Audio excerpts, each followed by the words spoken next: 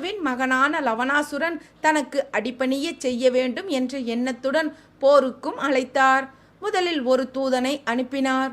தூதன் பேசிக் கொண்டிருக்கும் பொழுதே அவருடைய பேச்சு தனக்கு சாதகமாக இல்லை என்று தெரிந்தவுடன் லவணாசுரனோ அவனை விழுங்கிவிட்டார்.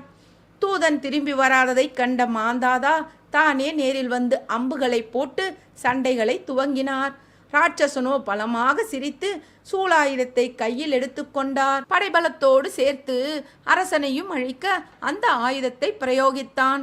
அரசனை அது படையோடு சேர்த்து பஸ்மமாக்கி விட்டு திரும்ப அவனிடமே வந்துவிட்டது. இதுபோல லவணாசுரன் பலரை பஸ்மமாக்கி இருக்கிறான். ராமா, மற்றவர்கள் யாராலும் செய்ய முடியாத ராவண சம்ஹாரத்தை செய்து முடித்தாய் நீ. இதனை அறிந்துதான் நாங்களும் வந்தோம். யாராலும் வெல்ல முடியாத லவணாசுரனிடம் இருந்து எங்களை காப்பாற்று என்று வேண்டினார்கள். வேண்டிய முனிவர்கள்